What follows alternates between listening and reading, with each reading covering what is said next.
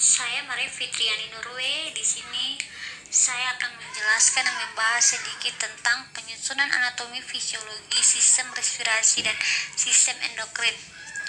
Yang pertama adalah saya akan membahas tentang sistem respirasi atau sistem pernapasan. Sistem pernapasan adalah proses masuknya gas di dalam tubuh manusia dan disalurkan dalam tubuh yang membutuhkan. Adapun organ pernapasan pada manusia, yang pertama hidung, paring, trakea, bronkus, bronkiolus, alveoli, diafragma. Ini adalah dua contoh proses masuknya O2 masuk di dalam tubuh. O2 masuk melalui hidung, melewati faring, laring, trakea, bronkus, bronkiolus, dan menuju ke alveolus, yang dimananya alveoli adalah tempat pertukarannya O2 dan CO2. Selanjutnya kita akan membahas tentang fungsi dari organ pernapasan, yaitu yang pertama tentang hidung. Hidung merupakan tempat keluar masuknya udara pernapasan. Rongga hidung mempunyai permukaan dilapisi jaringan epitelium yang mengandung banyak kapiler darah dan sel-sel yang mengekskresikan lendir. Di hidung terdapat bulu hidung yang berfungsi untuk menyaring udara yang masuk, melembabkan dan mengatur suhunya. Adapun fungsi hidung yang pertama sebagai jalan napas, yang kedua mengatur udara, yang ketiga sebagai pengatur kelembapan udara, yang keempat mengatur suhu, yang kelima melindungi dan menyaring udara, dan yang keenam indera penciuman dan resonator suara. Yang kedua adalah faring. Faring merupakan tempat persimpangan antara jalan napas dan jalan makanan. Adapun fungsi faring yaitu untuk yang pertama menyaring udara oleh rambut, getar atau silia. Yang kedua menyeimbangkan tekanan udara. Yang ketiga tempat kerangsangan bersin terjadi untuk mengeluarkan benda-benda asing yang masuk di dalam saluran pernapasan. Nah, kita masuk pada organ yang ketiga, yaitu laring atau kotak suara atau fribaka. Merupakan salah satu organ pada bagian leher yang melindungi organ yang terlibat di dalam proses produksi suara. Adapun fungsi laring yang pertama melindungi saluran pernapasan dan dari makanan. Yang kedua menggerakkan makanan ke esofagus. Yang ketiga menghasilkan nada suara. Yang keempat yaitu trakea atau batang tenggorokan.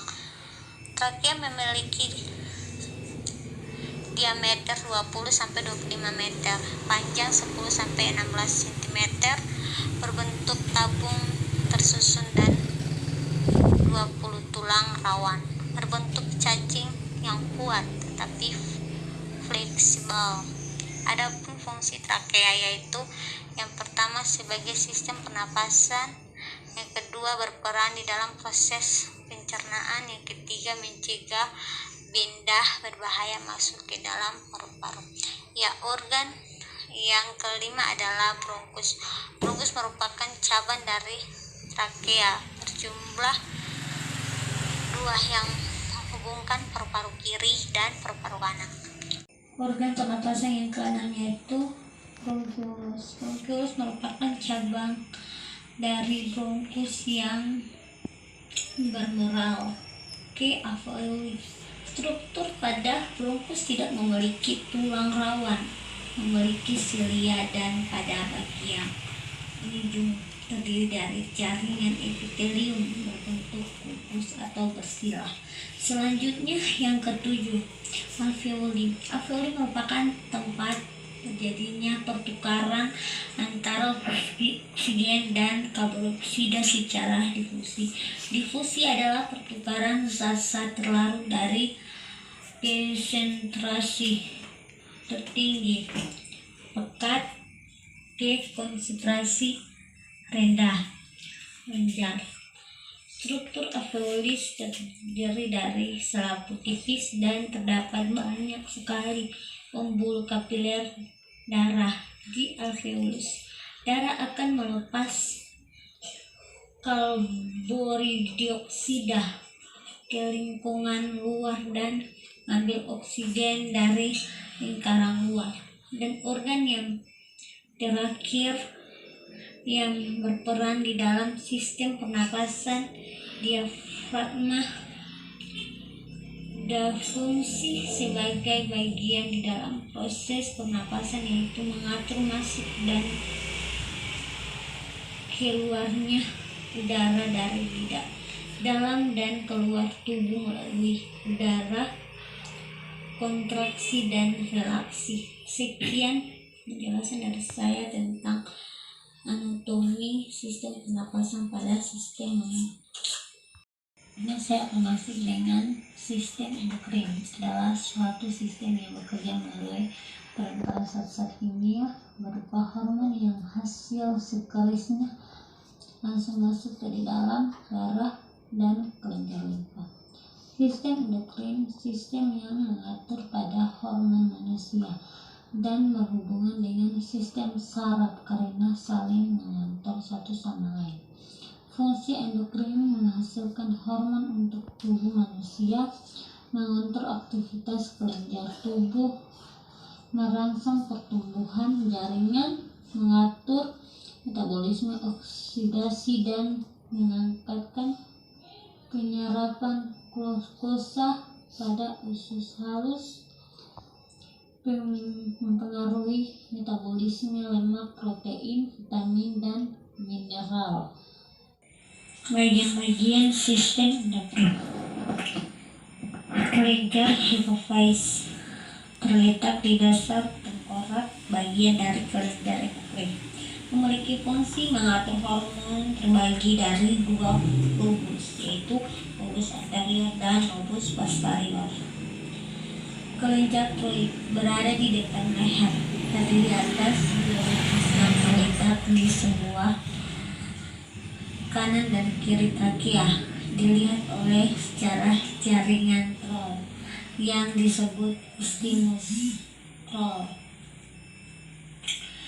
Kelenjar troll menghasilkan hormon tersebut kaltronlin dan trodanin, mengatur metabolisme di dalam tubuh.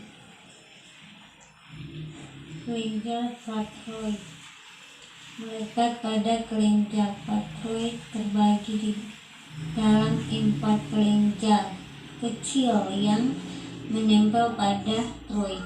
Hormon yang dihasilkan yaitu parathyroid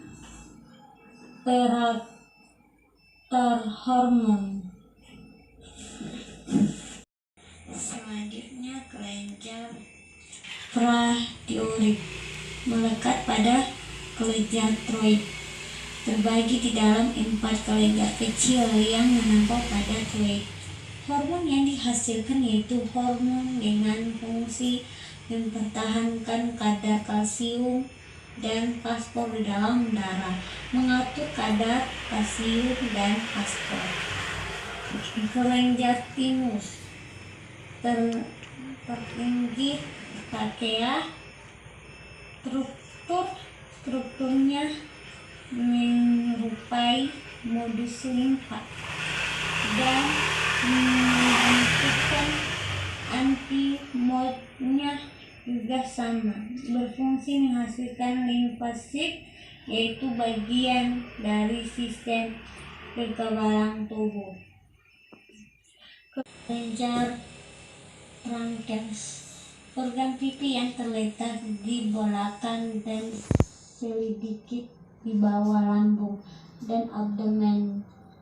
Jenis sel penghasil hormon yang teridentifikasi alam pulau-pulau Langerhans tersebut. Sel alfa mensekresi glukagon yang meningkatkan kadar gula darah. Kedua, sel beta mensekresi insulin yang menurunkan kadar gula darah. Yang ketiga, sel delta mensekresikan somatostatin atau hormon yang penghalang hormon pertumbuhan yang menghambat sekresi glukagon dan insulin.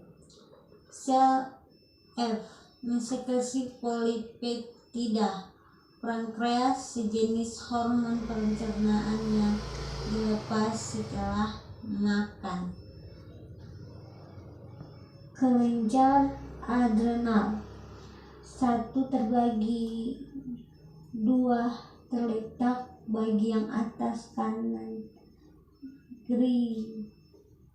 Kelenjar adrenal terbagi 2 terletak di bagian atas dan kanan ginjal. Kedua, mengatur keseimbangan air, elektrolit dan garam. 3, mengatur metabolisme lemak.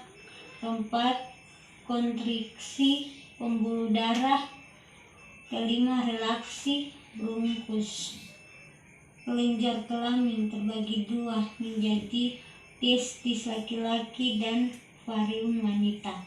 Testis menghasilkan testosteron yang berfungsi mempertahankan proses pembentukan sperma. Ovarium menghasilkan estrogen dan progesteron, di mana estrogen yaitu hormon untuk mempertahankan pembentukan ovum dan ciri-ciri kelainan sekunder. Sedangkan progesteron yaitu hormon yang mengatur pembentukan plasenta dan produksi air susu. Ya, jaga pola makan untuk merawat sistem endokrin. Hanya ini materi anatomi, fisiologi endokrin, dan respirasi sistem pernafasan.